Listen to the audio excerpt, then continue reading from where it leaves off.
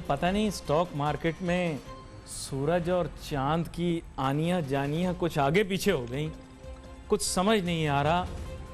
वो शेर याद आ गया, उसका एक मिसरा था, उल्टा लटकोगे तो सीधा नज़र आएगा। हैरानगी की बात है, हालात मामलात किस जानिब जा रहे हैं, लेकिन स्टॉक मार्केट बड़ी तरक्की कर रहा है और काफ़ी अरसे से दबाव का शिकार है स्टॉक मार्केट। उसमें कुछ जान दिखाई दे रही है, वजह क्या है ये जानना है। अच्छा, एक तरफ जो कॉन्फिडेंस बिल्डिंग मेजर्स हैं गवर्नमेंट के, वो तो रियल एस्टेट के लिए है ना, तो स्टॉक मार्केट काहे तरक्की कर रही है ये समझ में नहीं आई मुझे। या तो गवर्नमेंट ने बेनिफिट दिया होता इंडस्ट्री को, ट्रेड को, बिजनेस को, लिस्टेड कंपनीज को, तो फिर बात समझ में आती है कि मार्केट चढ़ रही है। और कल तो मैंने सुना कि वो जो रेट हैं उनमें भी शायद कुछ इजाफा होने के इम्कानात का इशारा है। नहीं, ये एक बात कर रहा हूं ना मैं, जो हवा चली है उसको सामने देखते हुए, तो फिर मार्केट फिर क्यों चढ़ रही है? मजा तो तब आता जब असरात ऐसे होते कि रेट गिरने की बात हो रही होती, तो फिर तो भाई मंतक की बात है, स्टॉक मार्केट की तरफ लोग जाते। पाकिस्तान की मईशत तो अभी दबाव का शिकार है, स्टॉक मार्केट की तरफ क्यों जा रहे हैं लोग? अच्छा, मैं जब इस तरह के उल्टे सीधे सवाल पूछता हूं ना, लोग नाराज हो जाते हैं। पाकिस्तान में लोग कहते हैं साहब क्यों रोक रहे, स्टॉक मार्केट चढ़ने दो। भाई गैर रिवायती चीज, गैर फितरी चीज को परवान चढ़ने मत दो, क्योंकि जितना ऊंचा जाओगे उतनी ही ऊंचाई से गिरोगे। ये हुआ ना माजी में, स्टॉक मार्केट कितनी ऊपर उड़ना शुरू हो गई। मैंने समझाया, मैंने कहा ये पागलपन है, दीवानापन है। मैंने कहा, बिल्कुल कहा, मैंने कहा ये मार्केट इतनी है ही नहीं जितना इसको चढ़ा रहे हो। बोले नहीं नहीं नहीं, चढ़ेगी चढ़ेगी। फिर वो जितनी ऊंची गई उतनी जोर से गिरी और सरमायाकारों को नुकसान भी हुआ। सब तमाशबीन बन के देख रहे मार्केट को। अरे भाई 12% तो मार्केट में पैसा रखा हुआ सूद कमा रहा था, 14% भी कमा रहा था, तो उस हिसाब से लगाओ तो कोई पॉजिटिव रिटर्न तो नहीं आया तुम्हारे पास। लेकिन अब जो लोग बजिद हों वो ये बात मानते नहीं। याद रखें कि दुकानदार के पास जब भी आप जाएंगे, उसको उसके माल के मुतालिक पूछेंगे, हमेशा कहेगा मैं बहुत बेहतरीन माल बेचता हूँ। दूध वाला आधा दूध आधा पानी भी डालेगा तो कहेगा कि दूध खालिस है, और अगर आप उससे बहस करेंगे तो कहेगा नहीं, इससे ज़्यादा खालिस दूध है ही नहीं। कहता है ना, आप किसी दूध वाले के पास चले जाएं, कोई भी आपको ये नहीं कहेगा कि टीके वाली भैंस का दूध दे रहा हूँ, जबकि सब टीके वाली भैंस का दूध दे रहे होते हैं। सब तो नहीं, चलो बहुत सारे, अक्सर। हाँ, सर्फ मिलाया तो नहीं कहना चाहिए, डिटर्जेंट मिलाया, तेल मिलाया, ऐसा दूध बिक रहा है ना, पाउडर मिलाया दूध मिल रहा है पाकिस्तान में। लेकिन आप दूध वाले से पूछेंगे तो वो आपको कहेगा साहब खालिस दूध है। तो आप कहेंगे साहब ये फिर कौन से दूध की बातें करते हैं ये जो छापे मारते टीवी वाले जाकर। इसी तरह स्टॉक मार्केट के अंदर भी आप जब जाएंगे, किसी शेयर का पूछेंगे, वो आपको कहेगा साहब बेहतरीन, टॉप टॉप, हर चीज बेहतरीन जा रही, पाकिस्तान की मईशत तरक्की कर रही है, सीपैक बनने वाला। कहां है सीपैक? कहीं नहीं है। उड़ाई जाओ, कोई देखने वाला नहीं, तुम्हारी कोई एहतसाब नहीं। इतना शोर मचाया, बन गया सीपैक, ये वो, मैंने बोला भी कुछ नहीं है, पानी दा बोला, लेकिन लोग नहीं माने। अब देख लो, जैसा बोगे वैसा काटो। फिर उसके बाद आ जाओ कोई चीज, भाई बहुत कहानियां सुन ली मैंने, कराची हांगकांग बनने वाला है, गवादर अगला बैंकॉक है, बहुत बातें सुनी मैंने। अब लोग बुरा मान जाते हैं, क्योंकि सच हमेशा कड़वा होता है, याद रखो। और पाकिस्तानियों की आदत है मीठा मीठा, हप हप, कड़वा कड़वा, थू थू। हम पाकिस्तानियों की, मैं भी हूं उसमें, सच बर्दाश्त नहीं। झूठ बोल रहा हूं तो बोलो ना, क्या मैं झूठ बोल रहा हूं? बताओ कौन सी सड़क निकली कराची में से जो सीपैक के लिए जा रही है, बताओ। लेकिन बुरा सिर्फ मैं ही हूं। नहीं, मैं भी हूं और माविश याद भी, बाकी पूरा पाकिस्तान ठीक चल रहा है। Let's take a short break.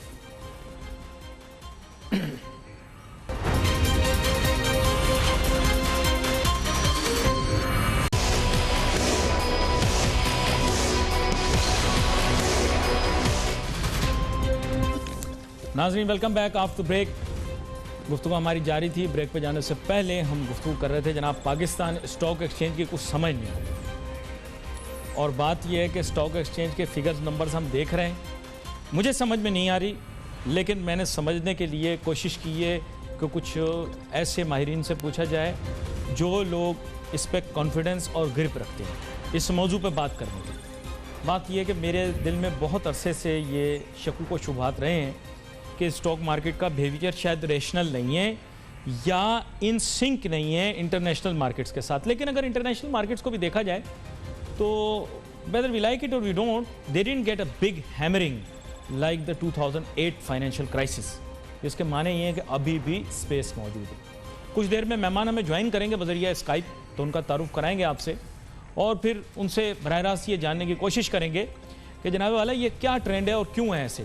तो मेरे साथ मौजूद हैं जनाब एहसन मेहनती साहब, माहिर हैं स्टॉक एक्सचेंज के मामलात पर। वेलकम करता हूं आपको शो पर एहसन मेहनती साहब। Thank you. एहसन मेहनती साहब, मार्केट के अंदर जो हम तेज़ी देख रहे हैं, उतार चढ़ाव ज़रूर है, लेकिन एक तेज़ी का ट्रेंड ऐसा दिखाई दे रहा है, ऐसा महसूस हो रहा है कि स्टॉक मार्केट के अंदर कॉन्फिडेंस बहाल हो रहा है। इसकी क्या वजूहत हो सकती हैं, मैं चाहता हूं आप तफसील से बताएं। देखिए, ये जो स्टेट बैंक ने हालिया पॉलिसी रेट के अंदर जो कट किया था 13.25 से 7% तक, आई बिलीव ये 50% जो है वो पॉलिसी के अंदर कट था, और 50% अगर पॉलिसी रेट में कट होता है तो सर्टनली मार्केट का इसी अंदाज से जो है वो रिएक्शन होता है। ज़ाहिर जो मामलात होते हैं मार्केट के, वहां पर कॉम्पिटिटिव मार्केट्स होती हैं, बॉन्ड मार्केट्स होती हैं। जब वो बॉन्ड मार्केट्स के अंदर 50% कट आता है पॉलिसी रेट के अंदर, तो जाहिर है स्टॉक मार्केट में उस हद तक तेजी जो है वो आ सकती है। तो आई थिंक कि मार्केट उस वक्त तकरीबन जो है 34,000 तक थी, और फिर पॉलिसी रेट के अंदर जो कट आया उसके बाद मार्केट ने जो है वो जो आज तक जो है मार्केट तेजी दिखा रही है, वो रिकॉर्ड तेजी है। और हम देख रहे हैं कि पाकिस्तान की जो परफॉर्मेंस है मार्केट की, वो 16-17% तक जुलाई के महीने के अंदर तेजी जो है उस कट के बाद आ गई। फिर इसके बाद हमने देखा कि इंटरनेशनल जो ऑयल प्राइसेस $20 तक चली गई थी, और जाहिर है फ्यूचर मार्केट में वो मनफी नेगेटिव $20 तक चली गई थी। वो अब ऑयल प्राइसेस $43 की तरफ जो है वो चली गई हैं।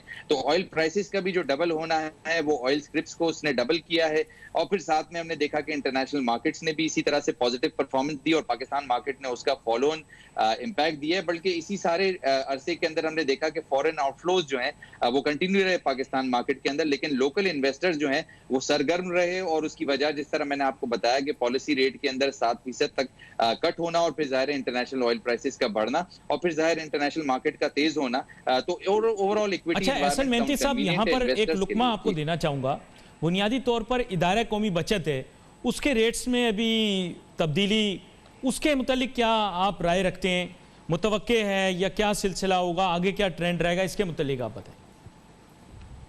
देखिए, आने वाले वक्त जो है वो थोड़ा मुश्किलात जो है वो लेकर हमारे लिए आएगा, और उसकी वजह ये कि इस वक्त हम IMF प्रोग्राम में, और अगर IMF प्रोग्राम में हमें IMF से पैसे दरकार हैं अपनी लोन फाइनेंसिंग के लिए, रीपेमेंट के लिए, जो हमने इससे पहले G20 की भी पेमेंट जो है जनवरी ऑनवर्ड जो है वो करनी है, जो डिले भी है जनवरी तक। तो IMF प्रोग्राम के अगर हम कंटिन्यू करते हैं तो 9.3% इन्फ्लेशन CPI लास्ट आ गई है, और अमूमन जो है रियल इंटरेस्ट रेट्स IMF चाहती है कि वो 2 से 3% हों। अगर रियल इंटरेस्ट रेट 2 से 3% होंगे तो उस सूरत के अंदर पॉलिसी रेट दोबारा 12 से 13% की तरफ जाएगा। NSS रेट्स के अंदर हमने कल देखा कि 34% तक जो है वो इजाफा हुआ है। उसके बाद कैपिटल मार्केट ने नेगेटिव क्लोज दिया, 300-350 पॉइंट की नेगेटिविटी मार्केट में देखी गई, और इस वक्त भी प्रेशर मार्केट में इस वजह से है कि NSS के रेट्स दोबारा से, यानी कि नेशनल सेविंग के रेट्स के अंदर इंक्रीज आ गया, और पॉसिबली जो है SBP की जो पॉलिसी है वो स्ट्रिक्टर दोबारा से जो है वो होते हुए नजर आएगी, क्योंकि इन्फ्लेशन नंबर जो पाकिस्तान का 8% तक चला गया था, 8.2% पर चला गया था, वो अब दोबारा 9.3 की तरफ चला गया है। और जो टैरिफ के मामलात हैं जिसके अंदर अप्रूवल जो है वो गवर्नमेंट की तरफ से या ICC की तरफ से जो है 30% तक टैरिफ का इंक्रीज, और फिर इस वक्त हमने देखा कि पेट्रोलियम मसूनात की जो कीमतें बढ़ी हैं, उसके बाद आने वाले वक्त के अंदर इन्फ्लेशन नंबर जो है मोस्ट प्रॉब्ली 10% को क्रॉस करेगा, और ऐसी सूरत हाल में 7% तक पॉलिसी रेट को बरकरार रखना एक काफी चैलेंजिंग टाइम होगा। और अगर पॉलिसी रेट के अंदर इंक्रीज आता है तो कैपिटल मार्केट के अंदर करेक्शन जो है वो इमिनेंट नजर आ रही है। अच्छा, एक चीज़ मुझे बताइएगा एहसन मेहनती साहब, जहाँ पैकेज मुख्तलिफ इंडस्ट्रीज़ को दिए गए, कंस्ट्रक्शन इंडस्ट्री और रियल एस्टेट को सपोर्ट दिया गया, तो स्टॉक मार्केट तो बड़ी अहम मार्केट होती है, कैपिटल मार्केट से तो एसेट क्रिएट होते हैं, तो इस तरफ क्यों हुकूमत का रुझान नहीं आया कि लोगों का सरमाया अगर कैपिटल मार्केट में लग जाए, फ्रेश इशू आ जाए, उसमें लग जाए, तो उनको भी फिर एक तरह की एमनेस्टी या रिलीफ देनी चाहिए। वो भी कुछ होना चाहिए ना। क्या कहते हैं आप, इस बारे में क्यों काम नहीं हुआ? देखिए, मामलात कुछ ऐसे थे कि इस कंस्ट्रक्शन पैकेज के बाद जो कैपिटल गेन की एग्जेम्पशन दी गई है, उसको बहुत सारी इंडस्ट्रीज ने जो है वो नेगेटिव लिया है। कंस्ट्रक्शन इंडस्ट्री ने पॉजिटिव लिया है, बट दूसरी इंडस्ट्रीज के अंदर काफी सूरत हाल खराब रही, जहां पर वो इंडस्ट्रीज भी चाहती थी कि कैपिटल गेन की जो छूट है वो इंडस्ट्रीज को मिले। पाकिस्तान कैपिटल मार्केट इस वक्त एक ग्रोथ फेज के अंदर थी, और जाहिर है पाकिस्तान कैपिटल मार्केट को भी अगर ये ऑप्शन मिलता है कैपिटल गेन टैक्स एग्जेम्पशन का, तो जाहिर है मार्केट अपने पोटेंशली जो इस गवर्नमेंट के आने के वक्त 52,000 पे थी, मार्केट दोबारा 52,000 का रुख करती। बट सर्टनली इस मार्केट को ये ऑप्शन नहीं गए, उस कंस्ट्रक्शन सेक्टर को दिए गए जहां पर एम्प्लॉयमेंट जिससे मुंसलिक है। पाकिस्तान के अंदर 30 से 35% एक्सपेक्टेड एम्प्लॉयमेंट जो है वो कंस्ट्रक्शन सेक्टर लेगा, और जाहिर है वहां पर जो अप्रूवल स्टेट IMF के जो नुमाइंदगान है उनसे लेकर जाहिर है एम्प्लॉयमेंट एक ऑब्जेक्टिव है। और फिर उसके बाद जो कोविड के मामला थे जिसके अंदर लोगों की एम्प्लॉयमेंट छूटी, और फिर उसके बाद जो हमारे GDP ग्रोथ पे इम्पैक्ट आया, तो आई थिंक कंस्ट्रक्शन सेक्टर एक ऐसा सेक्टर था जिसको चुना गया कि यहाँ पर जो है सारे जो है वो डायरेक्शन बन जाएगा, और यहाँ पर कैपिटल गेन की छूट दी जाएगी। नई इन्वेस्टमेंट से जो है वो अनएक्सप्लेन्ड इन्वेस्टमेंट के क्वेश्चंस नहीं होंगे। आई बिलीव कि उस सेक्टर को बरात देने पर बाकी सारे सेक्टर खफा हुए हैं। आई बिलीव कि अच्छा, इस मुद्दे पर मैं आपके साथ दोबारा वापस आता हूं, तो इसको हम तफसील से डिस्कस करते हैं। मुझे एक छोटी सी ब्रेक लेनी है, ब्रेक के बाद वापस आते हैं, अपनी गुफ्तगू को जारी रखें।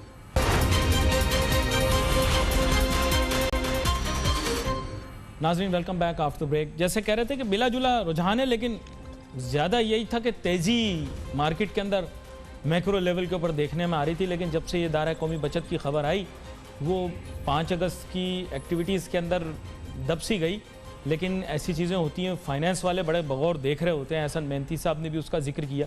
उसके स्टॉक मार्केट के ऊपर बड़े असरात मुरतब हुए हैं, क्योंकि देखिए ये रेट का कम हो जाना, डिस्काउंट रेट का कम हो जाना, ये इस वक्त मुफाद में नहीं था चंद हलकों के और चंद तबकात के।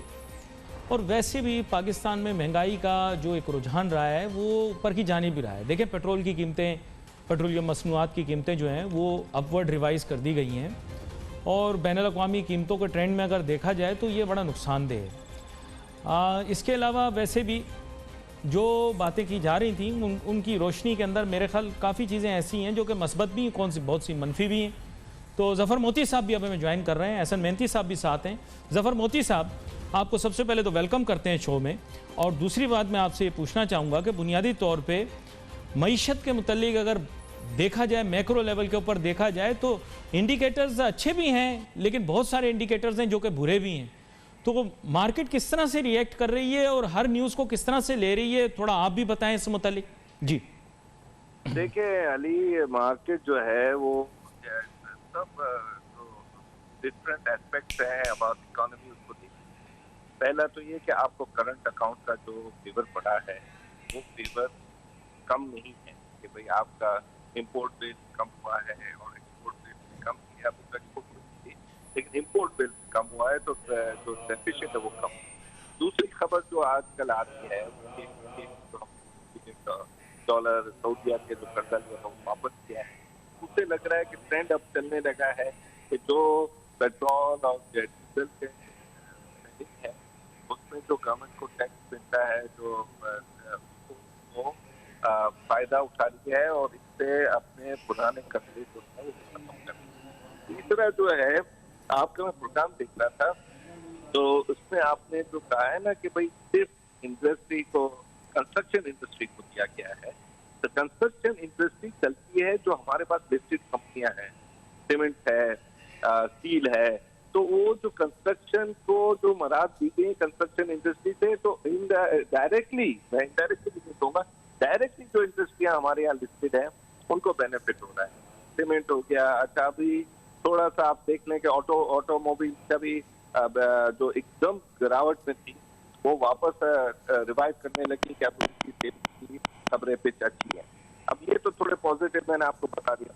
नेगेटिव में जैसे मेरा बेटा है कि ये जो कहानी है अपना इंटरेस्ट रेट की, ये कहानी सिर्फ इसलिए उन्होंने 34 बेसिस पॉइंट बनाए हैं सेविंग सर्टिफिकेट कि वो जो एक अपना सेक्टर है जो पेंशनर्स का है, जो अच्छा, मुझे आपकी आवाजें नहीं आ रही जफर मोती साहब।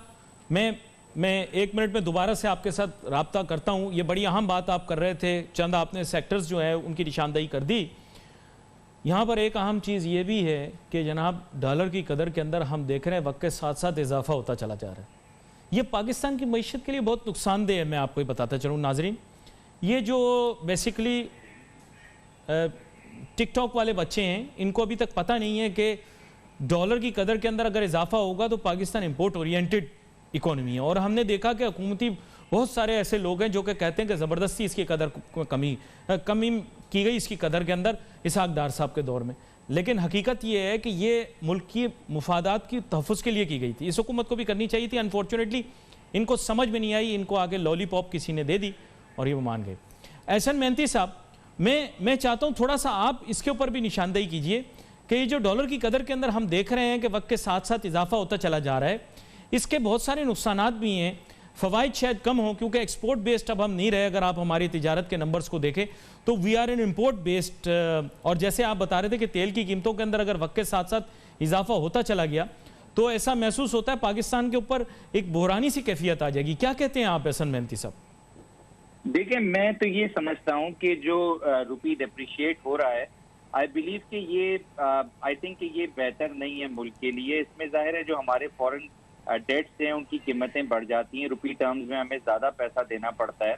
तो आई थिंक कि इसको अप्रिशिएट नहीं किया जाए। दूसरी बात ये है कि ये इन्फ्लेशनरी है और इन्फ्लेशन का मतलब ये है कि अगर 15% रुपया गिर गया है पिछले फॉर एग्जाम्पल 2 मंथ्स के अंदर, तो वो 15% इन्फ्लेशन में हमें नजर आएगा। और ये इन्फ्लेशन नंबर जो है इवेंचुअली अगर एक IMF प्रोग्राम के अंदर हम मौजूद हैं तो एक डिसिप्लिन मेंटेन करना है। 15% इन्फ्लेशन का मतलब है 17% इंटरेस्ट रेट।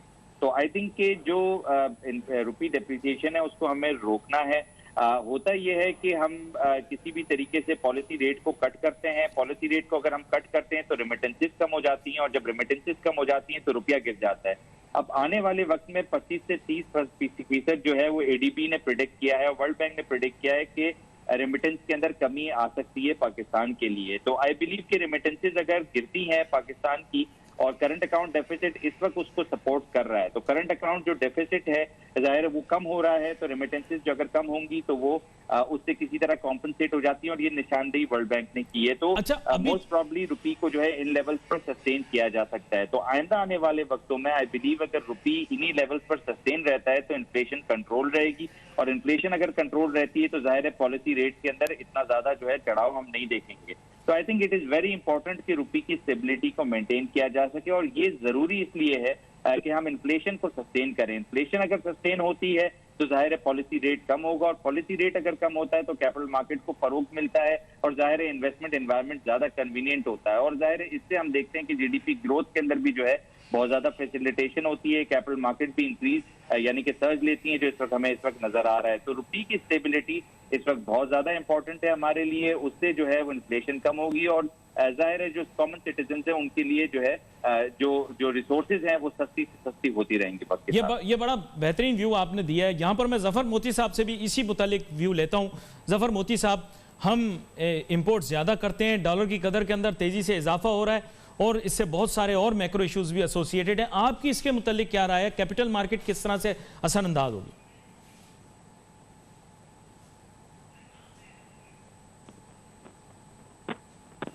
जी जफर मोती साहब। हेलो जी जफर मोती साहब, मैं दोबारा से सवाल दोहरा देता हूं। बुनियादी तौर पर मैं ये पूछ रहा था कि डॉलर की कदर के अंदर जो इजाफा हो रहा है इसकी वजह से हमारी मईशत पर क्या असरात मुरत्तब होंगे? मैं चाहता हूं इसके ऊपर आप अपनी राय दें।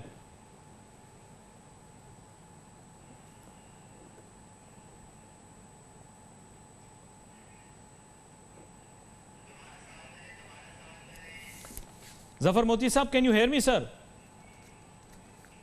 मेरे ख्याल जफर मोती साहब के साथ फिर राब्ता मुनक़ता हो गया है। तो बात यही हो रही थी, एहसन मेहनती साहब भी ये बता रहे, तो बड़े एहसन अंदाज में उन्होंने बताया कि किस किस चीज़ के ऊपर असरअंदाज हो सकती है ये डॉलर की कदर ना। तो मैं एहसन मेहनती साहब की जानिब दोबारा से वापस जाता हूँ। एहसन मेहनती साहब, आप जानते हैं पाकिस्तान की मईशत जो है वो दबाव का शिकार तो होगी और क्योंकि दुनिया की मईशत भी दबाव का शिकार होगी, इज़ इट इनएविटेबल कि कोई मेल्टडाउन टाइप सिचुएशन क्रिएट हो जाए या फाइनेंशियली स्ट्रेस में आए, क्योंकि इंटरनेशनल कैपिटल मार्केट्स अभी इतने स्ट्रेस में नहीं आई। क्या क्या असर आई है आपकी इसके बारे में? आई थिंक इस वक्त सबसे बड़ा जो प्रॉब्लम नजर आ रहा है वो जियोपॉलिटिकल अनसर्टेनिटी का आ रहा है, जो हमें लेबनान के अंदर देखा, जो बॉम्ब ब्लास्ट हुआ। आई थिंक ये इसको इग्नोर नहीं किया जा सकता। और इस बॉम्ब ब्लास्ट के बाद हमने देखा कि 2 से 3% जो है वो ऑयल प्राइसेस के अंदर इंक्रीज आया है इंटरनेशनली। और फिर इसके अलावा हमने देखा कि गोल्ड प्राइसेस के अंदर भी जो है वो इंक्रीज आया है। लोग सोकर हेवन की तरफ जब जाते हैं तो कैपिटल मार्केट से या इक्विटी से जो है निकलते हैं। तो मैं ये समझता हूँ कि इस वक्त जो है वो हमें बहुत सारी चीजों को जो है वो एक साथ देखना है। एक तो पाकिस्तान के अंदर जिस तरह से हमने डॉलर रुपी पैरिटी को हमने देखा कि वो अगर स्टेबल होती है तो ये मुल्क के लिए अच्छा है। फिर दूसरी बात ये है कि वो इन्फ्लेशन नंबर को जो है वो कम कर सकती है। और फिर जाहिर है फिर हमने ये देखा कि इन्फ्लेशन चूंकि अब ज्यादा आ चुकी है तो जाहिर है इंटरेस्ट रेट के अंदर इंक्रीज की जो है वो चांसेस जो है बढ़ जाते हैं और ऐसे इन्वेस्टर अनसर्टेनिटी भी बढ़ती है। IMF अच्छा, मैं आपसे गुफ्तगू जारी रखूंगा। जफर मोती साहब के साथ राब्ता दोबारा से कायम हो गया है। उनकी काफी अरसे मतलब काफी देर से हम बात नहीं सुन पा रहे थे। मैंने कहा जफर मोती साहब से भी इसमें इनपुट ले लूं। जफर मोती साहब, आपको मेरी आवाज आ रही? बिल्कुल आ रही है, आप सवाल पूछिए। मैंने वही कहा, डॉलर की बढ़ती कदर के मुतालिक एहसान मेहनती साहब ने भी बताया, उनके भी बहुत सारे शुकूक हैं, उनके तहफुजात हैं। आप इसके मुतालिक क्या कहते हैं कि अगर डॉलर की कदर बढ़ती है उसकी मईशत के ऊपर और कैपिटल मार्केट के ऊपर क्या असरात मुरतब होंगे? देखिए, डॉलर की जो हालत है, जो स्ट्रेंथ है, उससे मुझे लगता है कि कहीं पर भी अपना कोई करेंसी पाकिस्तान की रुपीस की नाम की रही नहीं। इस वक्त दुनिया में जो किस करेंसियां हैं, ईरान को छोड़ सकती, क्योंकि ईरान एक आइसोलेटेड इकोनॉमी। इस वक्त इस रीजन में जो 21 करेंसी है, जो अफगानिस्तान से भी मार खा गई है, जो इंडिया से मार खा गई है, जो बांग्लादेश से मार खा गई है, वो है पाकिस्तान की। अब पाकिस्तानी रुपीस का जो हाल है कि सुबह होती है तो हमसे कोई डॉलर का क्या भाव, तो कभी 171, 172 ये आते हैं, फिर कभी आता है 168। एक वक्त क्या आया था जब हमारे पास आया था तो की बात कि भाई अब रिमिटेंस आएगी तो 155 से 150, तो लोगों को कुछ 5 साल है जो एक्सपोर्टर थे, जो बिजनेसमैन करते हैं, जो पता है तो कि भाई इकोनॉमी बगैर एक्सपोर्ट नहीं चल सकती। लेकिन फिर तो एक्सलेटर दबा है, उसके बाद तो आपको यकीन है कि लोगों ने बात करना चाहिए कि भाई हमारी करेंसी का हाल क्या है। अभी तक तो हम सेल्फ सफिशिएंट हैं, ये सोच लीजिए कि भाई अपने एग्रीकल्चर बेस की वजह से, अपनी इंडस्ट्रियों की बेस की वजह से। लेकिन आप एक सोचें कि अगर खुदा ना खास्ता ऑयल प्राइस बढ़े तो क्या होगा। अब ये इंडस्ट्रियों के लिए जरूरत पड़ेगी, जब छिपी तो क्या होगा। और जब ये आप कुछ जरूरत पड़ेगी, रोड के लिए इंस्ट्रूमेंट चाहिए होगा, अपना ये सोचें चाइना को इस मौजू के ऊपर अब हम मजीद आगे तफसील में भी बात करेंगे। दोनों में शुक्रिया, उन्होंने हमें ज्वाइन किया। हम एक छोटी सी ब्रेक लेनी है, ब्रेक के बाद वापस आएंगे, फिर अपनी गुफ्तगू को मुख्तसर करके कंक्लूड करेंगे। Let's take a short break.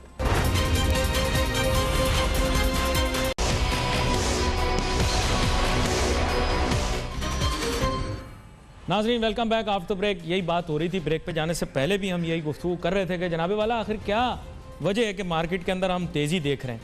हैरानगी की बात तो है, और आज उस तरह की तेज़ी नहीं है। सच्ची जो बात है, अब दबाव का शिकार है, क्योंकि इदारा कौमी बचत ने जो रेट्स को रिवाइज़ किया है, तब्दीली आई है, उसके बाद तो जाहिर बात है मार्केट एक मुख्तलिफ मोड़ लेगी।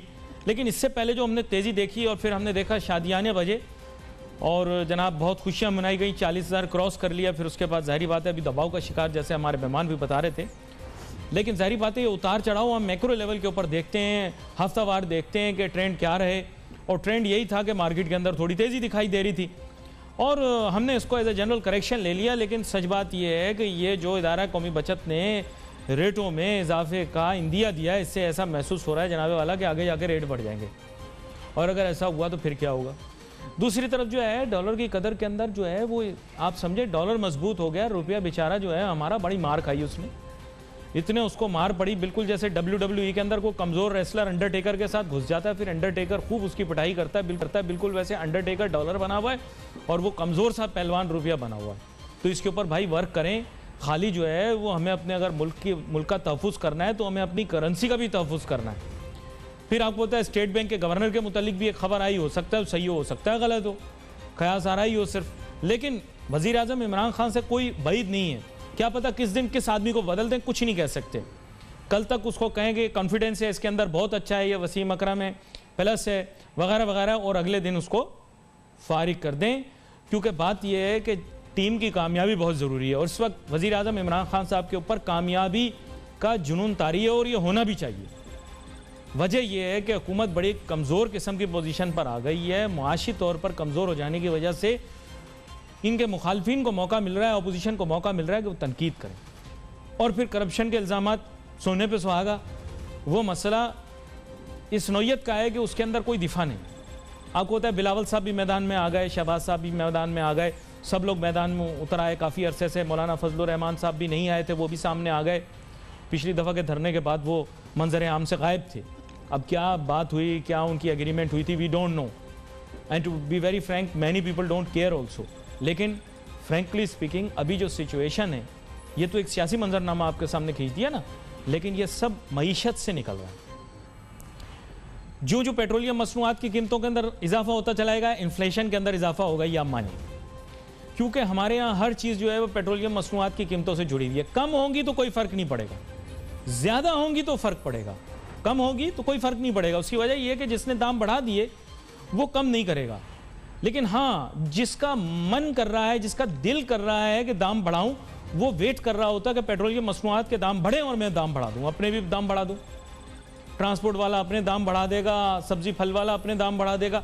एवरीथिंग इज़ वर्चुअली कनेक्टेड और उसका नतीजा आपके सामने मौजूद। अभी वो हमारे फाजिल मेहमान भी बता रहे थे कि महंगाई का ट्रेंड अपवर्ड जा रहा है। अब अगर ट्रेंड अपवर्ड जाएगा, इन्फ्लेशन अपवर्ड होगी, तो मसला आपके सामने है। खैर, इस मामले में हम तफसीली गुफ्तगू करेंगे आगे आने वाले दिनों के अंदर। We wait for